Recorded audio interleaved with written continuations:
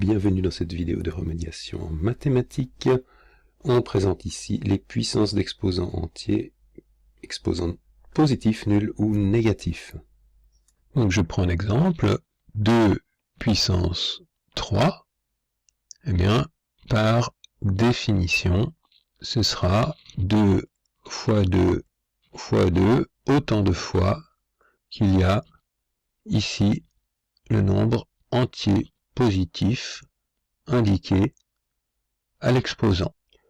Si on généralise cette définition, on obtient donc que si je choisis un nombre A appartenant à l'ensemble des nombres réels, donc un nombre réel quelconque, et n un entier naturel, donc un entier positif et même strictement positif, avec l'étoile ici en exposant, alors on a que A puissance n est égal par définition à A fois A fois A, etc., où le nombre de facteurs est exactement égal à la valeur de n ici présente à l'exposant. Question maintenant, que peut-on dire de 2 à la puissance moins 3? C'est-à-dire si l'exposant est un nombre entier, mais un nombre entier strictement négatif. Eh bien, par définition, nous allons décider que c'est égal à 1 sur 2 puissance 3. Ou bien sûr, ici, le 2 puissance 3 se calcule exactement comme on vient de le définir précédemment, puisque maintenant l'exposant est positif.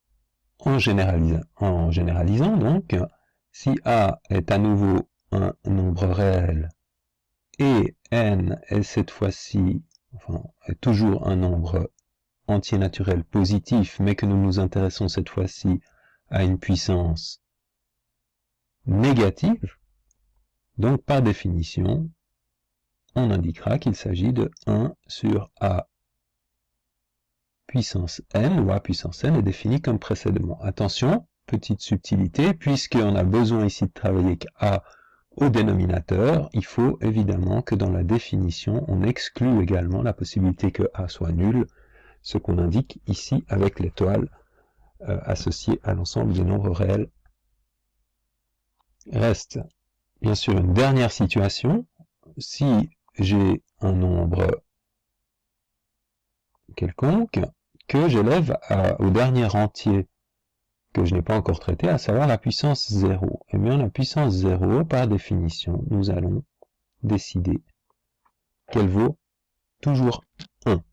À savoir, encore une fois, en généralisant, si A est un nombre réel, alors A puissance 0 est égal à 1. Mais exactement comme tout à l'heure, et finalement aussi un peu pour la même raison, puisque A puissance 0 pourrait être égal à A puissance moins 0, c'est-à-dire à 1 sur A puissance 0, il faut qu'on exclue la possibilité que A soit nul. Il y a également d'autres raisons pour lesquelles faire ce choix-là, mais qui sont liées à des chapitres dont on ne parlera pas ici. On remarque donc une chose importante qui souvent paraît comme difficile à comprendre, c'est que 0 puissance 1, 0 puissance 2, 0 puissance 3, etc. L'ensemble de ces nombres donne 0. 0 puissance moins 1, qui normalement devrait être égal à 1 sur 0 puissance 1, c'est-à-dire à 1 sur 0, il y a donc une division par 0. Donc, ce nombre-là n'existe pas. C'est vraiment ce symbole-là, le E majuscule à l'envers barré, signifie n'existe pas. Ce nombre-là n'existe pas. Attention de ne pas confondre la notation n'existe pas avec la notion ensemble vide. Cette notation veut dire ensemble vide et cette notation-ci n'existe pas. Donc là, c'est bien le nombre n'existe pas. C'est pas le nombre et l'ensemble vide. Et de la même façon, 1 puissance 0 ou 2 puissance 0, 3 puissance 0, etc. Nous avons vu que le résultat était 1 par définition, mais là se pose la question du 0 puissance 0, est-ce que 0 puissance 0 doit donner 0? Est-ce que 1 puissance 0 doit donner... est-ce que 0 puissance 0 doit donner 1?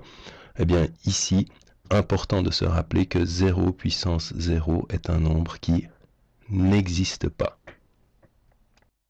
Voilà donc les trois définitions à connaître pour les trois situations possibles d'une puissance entière strictement positive, strictement négative ou nulle.